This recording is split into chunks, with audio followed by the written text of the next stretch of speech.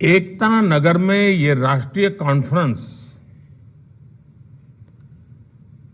अपने आप में मैं महत्वपूर्ण मानता हूं।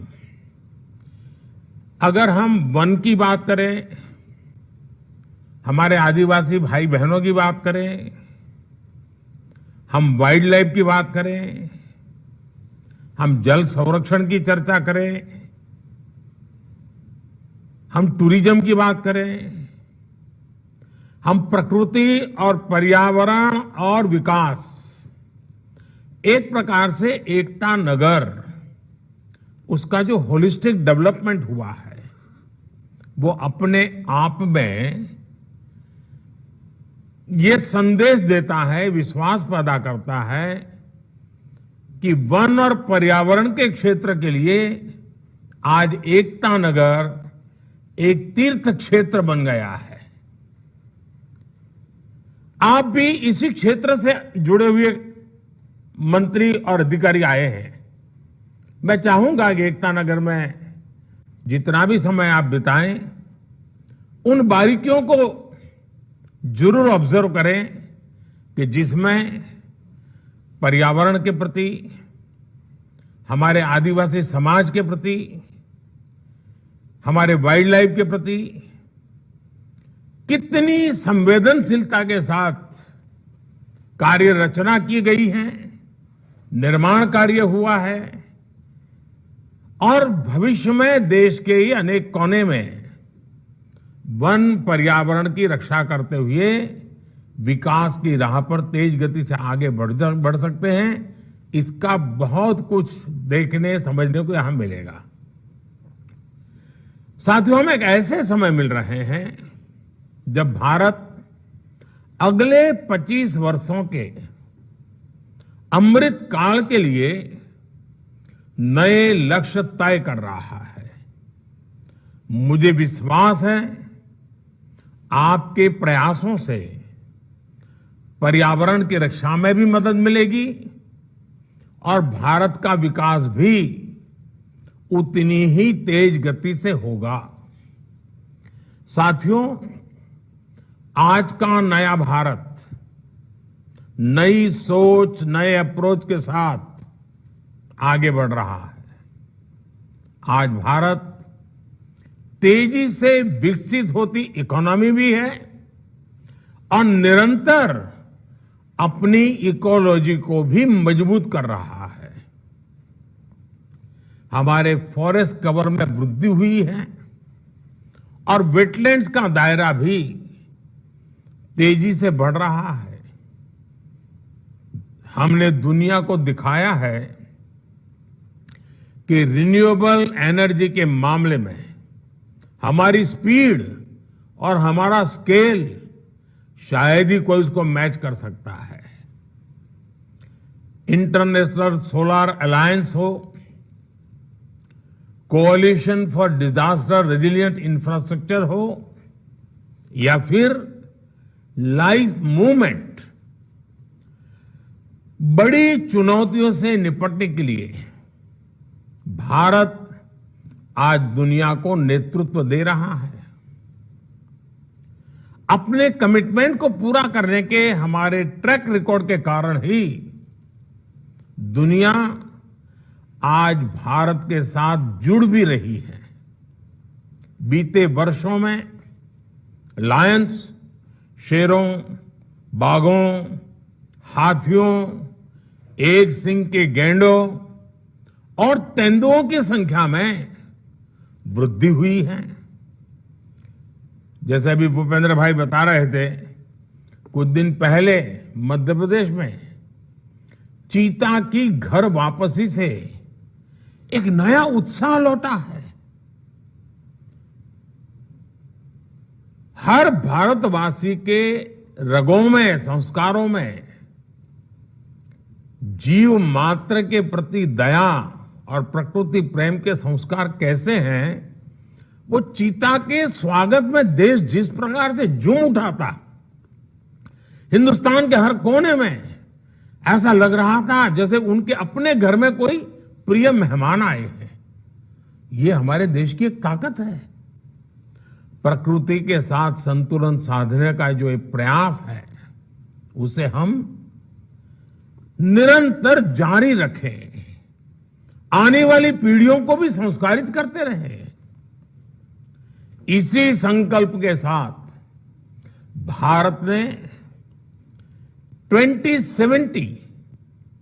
2017 तक, अरे अभी हमारे पास करीब करीब 5 दशक है, नेट जीरो का टारगेट रखा है। अब देश का फोकस ग्रीन ग्रोथ पर है, और जब ग्रीन ग्रोथ की बात करते हैं तो ग्रीन जॉब के लिए भी बहुत अवसर पैदा होते हैं। और इन सभी लक्ष्यों की प्राप्ति के लिए हर राज्य के पर्यावरण मंत्रालय की भूमिका बहुत बड़ी है। साथियों, पर्यावरण मंत्रालय चाहे जिस किसी राज्य में हो या केंद्र में, उनके दायित्वों का विस्तार बहुत बड़ा है। इसे संकुचित दायरे में नहीं देखा जाना चाहिए। दुर्भाग्य से समय के साथ हमारी व्यवस्था में एक सोच ये हावी होती चली गई कि पर्यावरण मंत्रालय की भूमिका रेगुलेटर के तौर पर ज्यादा है। लेकिन मैं समझता हूं पर्यावरण मंत्रालय का काम रेगुलेटर से भी ज्यादा पर्यावरण को प्रोत्साहित करने का है। हर वो काम जिससे पर्यावरण की रक्षा हो रही हो, उसमें आपके मंत्रालय का रोल बहुत बड़ा है। अब जैसे सर्कुलर इकोनॉमी का विषय है, सर्कुलर इकोनॉमी हमारी परंपरा का हिस्सा रही है। भारत के लोगों को सर्कुलर इकोनॉमी सिखानी पड़े ऐसा नहीं है। हम कभी प्रकृति के शोषक नहीं रहे, सदैव प्रकृति के पोषक रहे हैं। हम जब छोटे थे तब हमको बताया जाता था कि महात्मा गांधी जब पिछली शताब्दी के प्रारंभ में साबरमती आश्रम में रहते थे, और उस जमाने में तो साबरमती नदी लबालब भरी रहती थी, भरपूर पानी रहता था। उसके बावजूद भी अगर किसी को गांधी जी ने देख लिया कि पानी को बर्बाद कर रहा है, तो गांधी जी उसे टोके बिना रहते नहीं थे। इतना पानी सामने होना था, फिर भी पानी बर्बाद नहीं होने देते थे। आज कितने ही घरों में, आप में से शायद हर कोई को पता होगा, हर एक के घर में होगा, अनेक घर ऐसे हैं, कपड़े हो, अखबार हो, और भी छोटी मोटी चीजें हो, हर चीज को हमारे यहां रीयूज किया जाता है, रिसाइकल किया जाता है, और जब तक उसका बिल्कुल समाप्ति न हो जाए तब तक हम उपयोग करते रहते। अपने परिवारों का संस्कार है, और ये कोई कंजूसी नहीं है, ये प्रकृति के प्रति सजगता है, संवेदना है।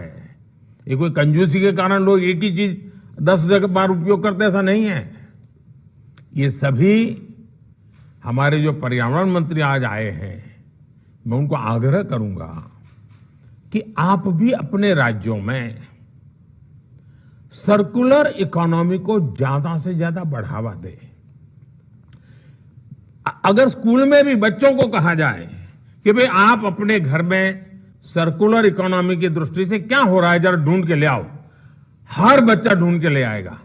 कॉन्शियसनेस आएगा कि इसको सर्कुलर इकोनॉमी कहते हैं, और इससे सॉलिड वेस्ट मैनेजमेंट और सिंगल यूज प्लास्टिक से मुक्ति के हमारे अभियान को भी ताकत मिलेगी।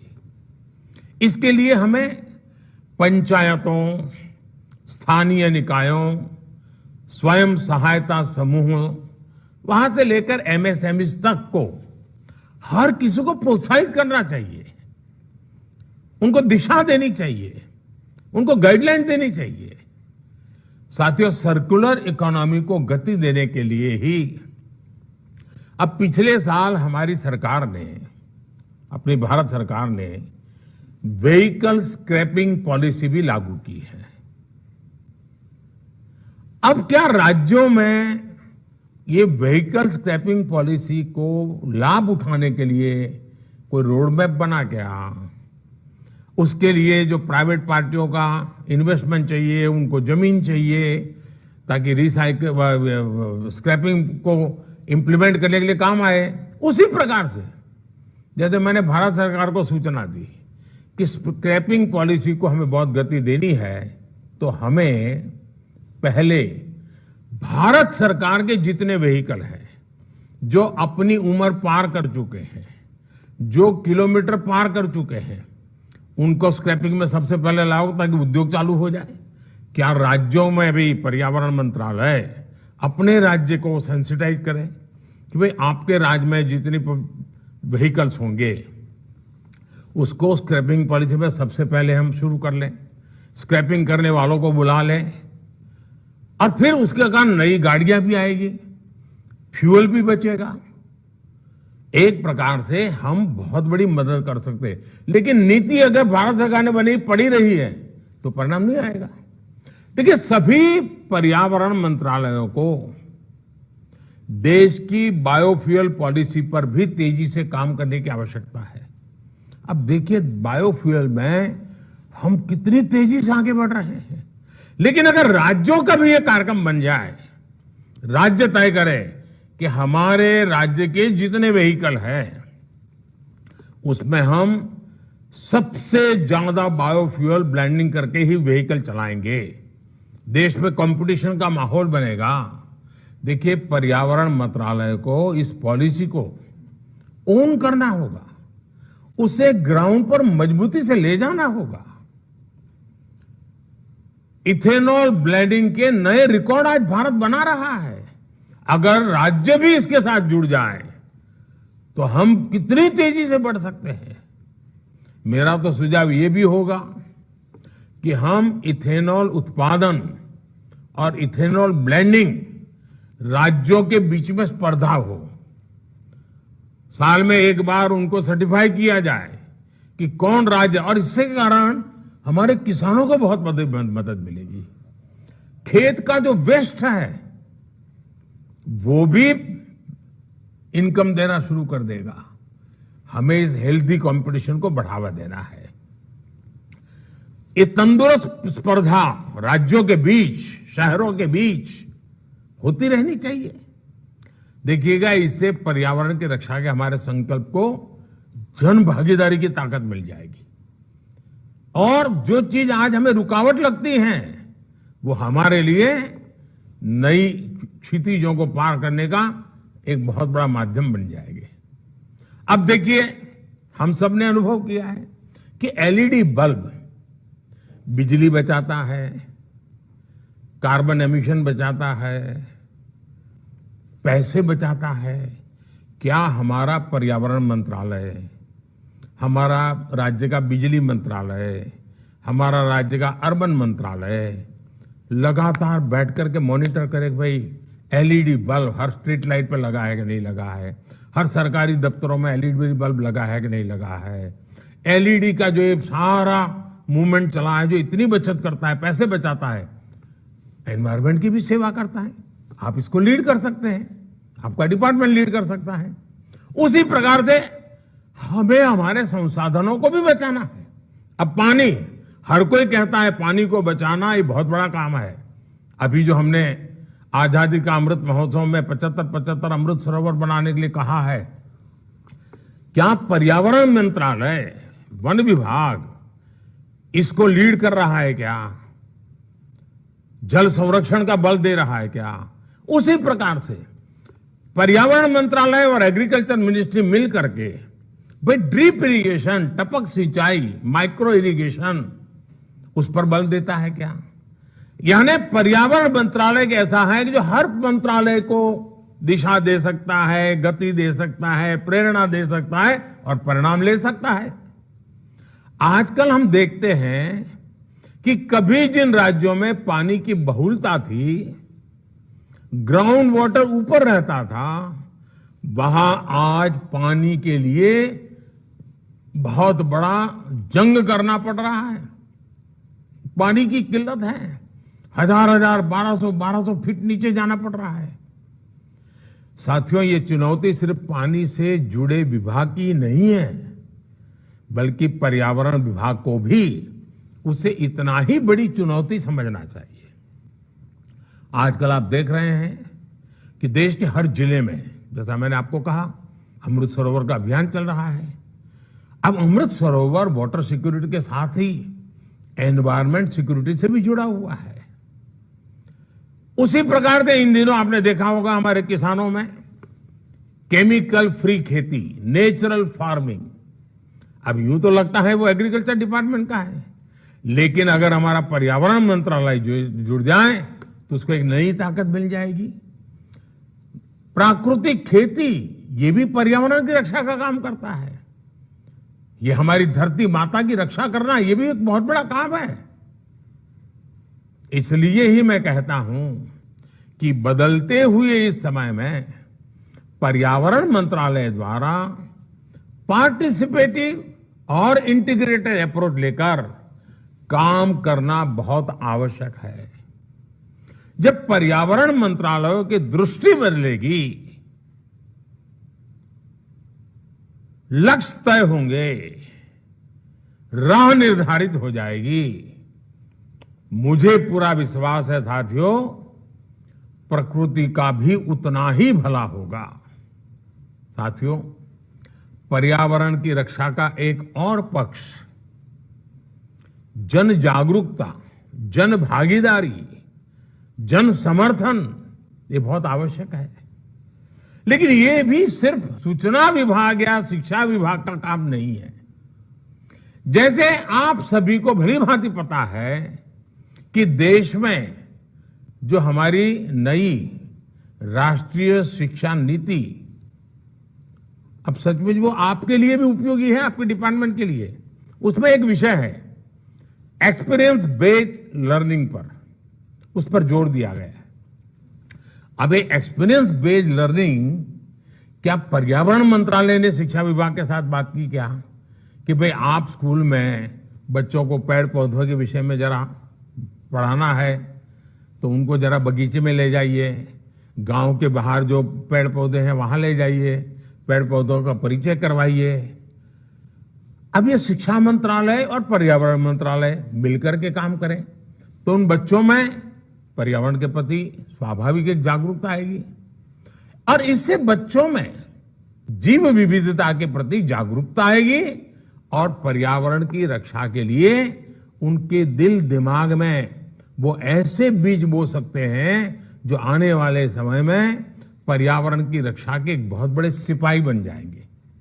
इसी तरह अब जैसे जो बच्चे हमारे समुद्री तट पे हैं या नदी के तट पे हैं, वहां बच्चों को ये पानी का महत्व, समुद्र की इकोसिस्टम क्या होती है, नदी की इकोसिस्टम क्या होती है, वहां ले जाकर उनको सिखाया जाए मछली का क्या महत्व होता है, मछली भी किस प्रकार से पर्यावरण की रक्षा में मदद कर रही है। सारी बातें उन बच्चों को लेकर के समझाएंगे। काम तो शिक्षा विभाग का होगा, लेकिन पर्यावरण के विभाग के लोग तो आप देखिए पूरी नई पीढ़ी तैयार हो जाएगी। हमने अपने बच्चों को, आने वाली पीढ़ियों को पर्यावरण के प्रति जागरूक भी करना है, संवेदनशील भी करना है। राज्यों के पर्यावरण मंत्रालयों को इससे जुड़े अभियान शुरू करने चाहिए, योजनाएं बनानी होगी। अब जैसे किसी स्कूल में फल का कोई पेड़ है तो बच्चे उसकी जीवनी लिख सकते हैं, पेड़ की जीवनी लिखें। किसी औषधीय पौधे के गुणों के बारे में भी बच्चों को निबंध लिखवाया जा सकता है, वक्तृत्व स्पर्धा की जा सकती है। हमारे राज्यों की यूनिवर्सिटीज और लेबोरेटरीज को भी जय अनुसंधान, इस मंत्र पर चलते हुए पर्यावरण रक्षा से जुड़े इनोवेशंस को सर्वोच्च प्राथमिकता देनी होगी। पर्यावरण की रक्षा में हमें टेक्नोलॉजी का इस्तेमाल भी ज्यादा से ज्यादा बढ़ाना चाहिए। जैसे जो वनस्थान है, जंगल है, उनमें जंगलों की स्थिति का निरंतर अध्ययन बहुत जरूरी है। हम स्पेस टेक्नोलॉजी से हम लगातार अपने जंगलों का मॉनिटरिंग कर सकते हैं। बदलाव आए तो तुरंत मार्क कर सकते हैं, सुधार कर सकते हैं। साथियों, पर्यावरण से जुड़ा एक और अहम विषय है फॉरेस्ट फायर का भी। जंगलों में आग बढ़ रही है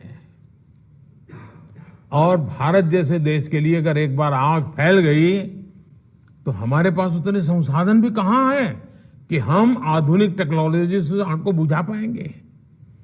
दुनिया के समृद्ध देशों को आपने देखा होगा टीवी पे, चाहे पश्चिमी अमेरिका हो, कनाडा हो, ऑस्ट्रेलिया हो, पिछले दिनों यहां जो फॉरेस्ट फायर हुआ, जो जंगलों में आग लगी, कितनी तबाही हुई, वन्य पशुओं की बेबसी, इवन जनजीवन को भी प्रभावित कर दिया।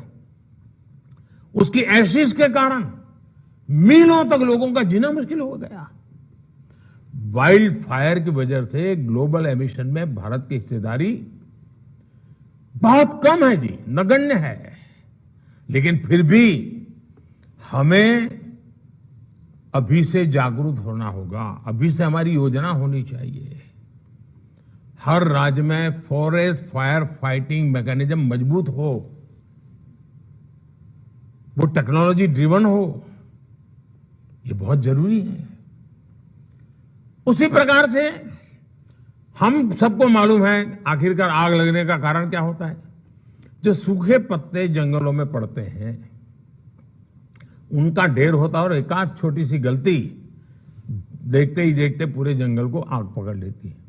लेकिन अब इस जंगलों में जो वेस्ट पड़ता है ना, पत्तियां पड़ती हैं, पानघर के अंदर जब सारा जंगल जमीन पर सब पत्तियां नजर आती है, आजकल उसका भी सर्कुलर इकोनॉमी में उपयोग होता है।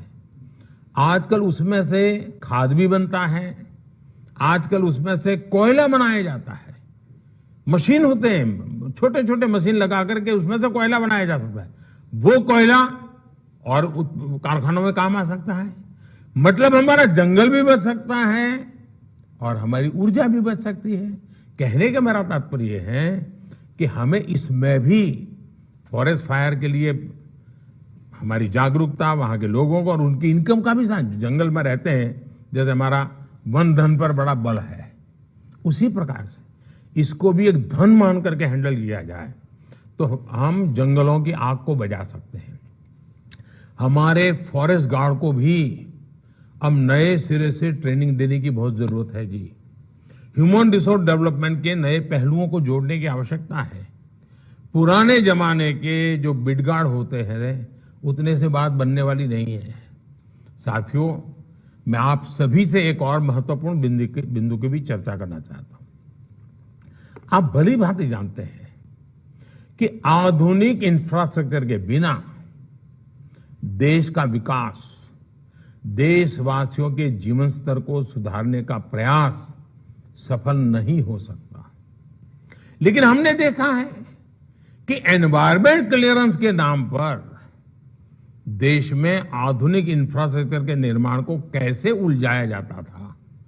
आप जिस जगह पे बैठे हैं ना, ये एकता नगर में, ये हमारी आंखें खोलने वाला उदाहरण है। कैसे अर्बन नक्सलों ने, विकास विरोधियों ने इस इतने बड़े प्रकल्प को, सरदार सरोवर डैम को रोक के रखा था। आपको जानकर के हैरानी होगी साथियों, ये जो सरदार सरोवर डैम एकता नगर में आप बैठे हैं ना, इतना बड़ा जलाशय देखा होगा आपने, इसका शिलान्यास देश आजाद होने के तुरंत बाद किया गया था। सरदार वल्लभ भाई पटेल ने बहुत बड़ी भूमिका निभाई थी। पंडित नेहरू ने शिलान्यास किया था। लेकिन सारे अर्बन नक्सल मैदान में आ गए, दुनिया के लोग आ गए, अपप्रचार किया, ऐसा ये पर्यावरण विरोधी है, यही अभियान चलाया और बार बार उसको रोका गया। जो काम की शुरुआत नेहरू जी ने की थी, वो काम पूरा हुआ मेरा आने के बाद। बताइए, कितना देश का पैसा बर्बाद हो गया। और आज वही एकता नगर पर्यावरण का तीर्थ क्षेत्र बन गया। मतलब कितना झूठ चलाया था। और ये अर्बन नक्सल आज भी चुप नहीं है, आज भी उनके खेल खेल रहे हैं। उनके झूठ पकड़े गए, वो भी स्वीकार करने को तैयार नहीं है। अब उनको अब राजनीतिक समर्थन मिल जाता है कुछ लोगों का। साथियों, भारत में विकास को रोकने के लिए कई ग्लोबल इंस्टीट्यूशन भी, कई फाउंडेशन भी ऐसे बड़े पसंद आने वाले विषय पकड़ करके तूफान खड़ा कर देते हैं, और ये हमारे अर्बन नक्सल उसको माथे पर लेकर के नाचते रहते हैं और हमारी हर रुकावट आ जाती है। पर्यावरण की रक्षा के संबंध में कोई कॉम्प्रोमाइज न करते हुए भी संतुलित रूप से विचार करके हमें ऐसे लोगों की साजिशों को, जो वर्ल्ड बैंक तक को प्रभावित कर देते हैं, बड़े बड़े जुडिशरी को प्रभावित कर देते हैं, इतना अपप्रचार कर देते हैं, चीजें अटक जाती है। मैं चाहता हूं कि हमें इन सारे विषयों में एक बड़ा होलिस्टिक अप्रोच अपना कर आगे बढ़ना चाहिए। साथियों, हमारा प्रयास होना चाहिए कि बेवजह पर्यावरण का नाम लेकर ईज ऑफ लिविंग और ईज ऑफ डूइंग बिजनेस के रास्ते में कोई बाधा ना खड़ी करे। कैसे बाधा बनती है मैं उदाहरण देता हूं। मैं गुजरात में पानी का संकट हमेशा रहता है। 10 साल में 7 साल अकाल के दिन रहते थे, तो हमने चेक डैम का बड़ा अभियान चलाया।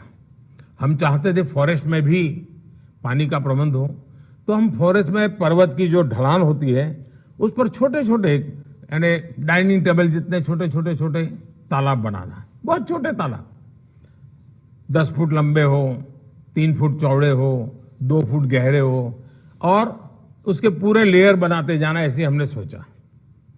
आप हैरान होंगे, एनवायरमेंट फॉरेस्ट मिनिस्ट्री ने मना कर दिया। अरे मैंने कहा भाई ये पानी होगा तभी तो तुम्हारा फॉरेस्ट बचेगा। आखिरकार मैंने उनको कहा अच्छा मैं फॉरेस्ट विभाग को ही पैसे देता हूं, आप चेक डैम बनाइए, पानी बचाइए और जंगलों को ताकत दीजिए। तब जाकर के बड़ी मुश्किल से मैं वो काम कर पाया था। मतलब हम एनवायरमेंट के नाम पर फॉरेस्ट में भी अगर पानी का प्रबंध नहीं करेंगे तो काम कैसे चलेगा। साथियों, हमें याद रखना है कि जितनी तेजी से एनवायरमेंट क्लियरेंस मिलेगी उतना ही तेजी से विकास हो, और कॉम्प्रोमाइज किए बिना ये हो सकता है। मुझे बताया गया है, आप सभी राज्यों के लोग बैठे हैं, आज की तारीख में एनवायरमेंट क्लियरेंस के 6000 से ज्यादा काम आपके मंत्रालयों में पेंडिंग पड़े हुए हैं। इसी तरह फॉरेस्ट क्लियरेंस के भी करीब करीब 6500 प्रोजेक्ट, उनकी एप्लीकेशन आपके टेबलों पर लटकी पड़ी हुई है। क्या साथियों, आज के आधुनिक युग में, अच्छा वो भी 3 महीने के बाद क्लियरेंस मिलेगा, 6, तो कारण कुछ और है। हमें बिल्कुल कोई पैरामीटर तय करने चाहिए, निष्पक्ष भाव से करना चाहिए, और पर्यावरण की रक्षा करते हुए क्लियरेंस में देने में गति लानी चाहिए। हमने रुकावट नहीं बनना चाहिए। आप अंदाजा लगा सकते हैं, पेंडेंसी की वजह से हमारे प्रोजेक्ट लोगों को फायदा नहीं होता है, खर्च भी बढ़ जाता है, समस्याएं बढ़ जाती हैं। हमें कोशिश करनी चाहिए पेंडेंसी कम से कम हो, और जेन्युइन केस में ही पेंडेंसी हो, तेजी से क्लियरेंस मिले। इसे लेकर हमें एक वर्क एनवायरनमेंट को भी बदलने की जरूरत है। जब एनवायरनमेंट रक्षा की हम बात करते हैं ना, तो वर्क एनवायरनमेंट भी बदलना पड़ेगा।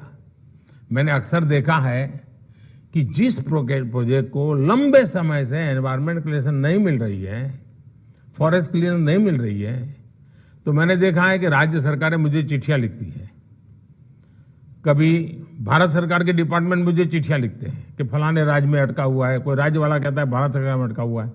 मैं उन ऐसे प्रोजेक्ट को प्रगति के अंदर लाता हूं, और मैं हैरान हूं, जैसा ही वो प्रगति में आ जाता है, फटाफट राज्यों में भी केंद्र में भी क्लियरेंस शुरू हो जाता है। मतलब अगर एनवायरनमेंट के इश्यू होते तो क्लियरेंस नहीं होता। तो कोई न कोई ऐसी बातें हैं, ढीलापन है, वर्क कल्चर ऐसा है जिसके कारण हमारी गड़बड़ हो रही है। और इसलिए मैं आपसे आग्रह करूंगा कि हमें सबने मिलकर के, चाहे केंद्र हो या राज्य हो या स्थानीय स्वराज्य हो, ये डिपार्टमेंट हो आज वो डिपार्टमेंट हो, मिलकर के काम करेंगे तो ऐसी कोई रुकावटें नहीं आएगी। अब आप देखते हैं टेक्नोलॉजी का उपयोग हो रहा है। परिवेश पोर्टल आप सबने देखा होगा। परिवेश पोर्टल पर्यावरण से जुड़े सभी तरह के क्लियरेंस के लिए सिंगल विंडो माध्यम बना है। ये ट्रांसपेरेंट भी है और इससे अप्रूवल के लिए होने वाली भागदौड़ भी कम हो रही है। 8 साल पहले तक एनवायरमेंट क्लियरेंस में जहां 600 से ज्यादा दिन लग जाते थे, याद रखो दोस्तों, पहले 600 दिन से ज्यादा समय लग जाता था क्लियरेंस में। आज टेक्नोलॉजी की मदद से उससे ज्यादा अच्छे ढंग से, साइंटिफिक तरीके से काम होता है और सिर्फ 75 दिन के अंदर काम पूरा हो जाता है। पर्यावरण स्वीकृति देने में हम नियमों का भी ध्यान रखते हैं और उन क्षेत्रों के लोगों के विकास को भी प्राथमिकता देते हैं। यानी ये इकोनॉमी और इकोलॉजी दोनों के लिए विन विन सिचुएशन होती है। आपको मैं एक और उदाहरण देता हूं। अभी कुछ सप्ताह पहले ही केंद्र सरकार ने दिल्ली में प्रगति मैदान टनल को देश को समर्पित किया है। इस टनल की वजह से दिल्ली के लोगों की जाम में फंसने की परेशानी कम हुई है। प्रगति मैदान टनल हर साल 55 लाख लीटर से ज्यादा ईंधन बचाने में भी मदद करेगी। अब ये पर्यावरण की रक्षा है। इससे हर साल करीब करीब 13,000 टन कार्बन एमिशन कम होगा। एक्सपर्ट्स कहते हैं कि इतने कार्बन एमिशन को कम करने के लिए हमें 6 लाख से ज्यादा पेड़ की जरूरत पड़ती। यानी डेवलपमेंट के उस काम ने पर्यावरण की भी रक्षा की। यानी फ्लाईओवर हो, सड़कें हो, एक्सप्रेसवे हो, रेलवे प्रोजेक्ट्स हो, इनका निर्माण कार्बन एमिशन कम करने में उतनी ही मदद करता है। क्लियरेंस के समय हमें इस एंगल को नजरअंदाज नहीं करना चाहिए। साथियों, पीएम गति शक्ति नेशनल मास्टर प्लान, इसके लागू होने के बाद से इंफ्रास्ट्रक्चर के प्रोजेक्ट्स में तालमेल बहुत बढ़ गया है और राज्य भी इससे बड़े खुश है। राज्य बहुत बढ़ चढ़ करके इसको फायदा उठा रहे हैं। उसके कारण प्रोजेक्ट्स में तेजी आई है। पीएम गति शक्ति नेशनल मास्टर प्लान पर्यावरण की रक्षा की भी अभूतपूर्व मदद कर रहा है। हमें यह भी देखना होगा कि जब भी राज्य में किसी इंफ्रास्ट्रक्चर का निर्माण हो, अब ये हमें क्लाइमेट के कारण जो समस्याएं आ रही है हम देख रहे हैं, इसका मतलब ऐसी समस्याओं में टिका रहे वैसा इंफ्रास्ट्रक्चर बनाना पड़ेगा। डिजास्टर रेजिलिएंट होना चाहिए। हमें क्लाइमेट से जुड़ी चुनौतियों का सामना करते हुए अर्थव्यवस्था के हर उभरते हुए सेक्टर का सही इस्तेमाल करना है। केंद्र और राज्य सरकार दोनों को मिलकर ग्रीन इंडस्ट्रियल इकोनॉमी की तरफ बढ़ना है। साथियों, मुझे विश्वास है इन 2 दिनों में आप पर्यावरण रक्षा के भारत के प्रयासों को और अधिक सशक्त करेंगे। पर्यावरण मंत्रालय सिर्फ रेगुलेटरी ही नहीं बल्कि लोगों के आर्थिक सशक्तिकरण और रोजगार के नए साधन बनाने का भी बहुत बड़ा माध्यम है। एकता नगर में आपको सीखने के लिए, देखने के लिए बहुत कुछ मिलेगा। गुजरात के करोड़ों लोगों का, राजस्थान के करोड़ों लोगों को, महाराष्ट्र के करोड़ों लोगों को, मध्य प्रदेश के लोगों को बिजली के कारण एक सरदार सरोवर डैम ने 4 राज्यों के जीवन को प्रभावित किया है, सकारात्मक प्रभाव पैदा किया। राजस्थान के रेगिस्तान तक पानी पहुंचा है, कच्छ के रेगिस्तान तक पानी पहुंचा है और बिजली पैदा होती है। मध्य प्रदेश को क्लीन बिजली मिल रही है। सरदार साहब की इतनी विशाल प्रतिमा हमें एकता के प्रण पर डटे रहने की भी प्रेरणा देती है। इकोलॉजी और इकोनॉमी कैसे एक साथ साथ विकास कर सकते हैं, कैसे एनवायरनमेंट भी मजबूत किया जा सकता है, एम्प्लॉयमेंट के नए अवसर भी बनाए जा सकते हैं, कैसे बायोडायवर्सिटी इको टूरिज्म बढ़ाने का इतना बड़ा माध्यम बन सकती है, कैसे हमारी वन संपदा हमारी आदिवासी भाई बहनों की संपदा में वृद्धि करती है। इन सारी बातों का उत्तर, सारे प्रश्नों का समाधान इस केवड़िया में एकता नगर में आप सबको एक साथ नजर आता है। एकता नगर डिक्लेरेशन आजादी के अमृत काल के लिए बेहतर समाधान लेकर आएगा, ये मेरा पूरा विश्वास है। और साथियों, मैं भारत सरकार के मंत्रालय के सभी अधिकारियों को और मंत्री महोदय को बधाई देता हूं कि उन्होंने इस कार्यक्रम की रचना की। मेरा आपसे आग्रह है, जो लेक्चर्स होंगे, जो चर्चाएं होगी, उसका अपना महत्व होता ही है, लेकिन सबसे ज्यादा महत्व आप जो 2 दिन साथ रहेंगे ना, एक दूसरे के अनुभव जानेंगे। हर राज्य ने कुछ न कुछ अच्छे प्रयोग किए होंगे, अच्छे इनिशिएटिव लिए होंगे। जब अपने साथियों से, अन्य राज्यों से आपका परिचय बढ़ेगा, उनसे बातें करोगे, तो आपको भी नए नए आइडियाज मिलेंगे, आपको भी नई नई बातें औरों को बताने का मौका मिलेगा। यानी ये 2 दिन अपने आप में एक बहुत बड़ा प्रेरणा का कारण बन जाएंगे। आप स्वयं ही दूसरे की प्रेरणा बनेंगे, आपके साथ ही आपकी प्रेरणा बनेंगे। इस वातावरण को लेकर के ये 2 दिवसीय मंथन देश के विकास के लिए, पर्यावरण की रक्षा के लिए और आने वाली पीढ़ी को पर्यावरण के प्रति संवेदनशील बनाने के लिए सही दिशा लेकर के, सही संकल्प लेकर के, एक निश्चित रोड मैप लेकर के हम सब चलेंगे, इसी अपेक्षा के साथ आप सबको बहुत बहुत शुभकामनाएं, बहुत बहुत धन्यवाद।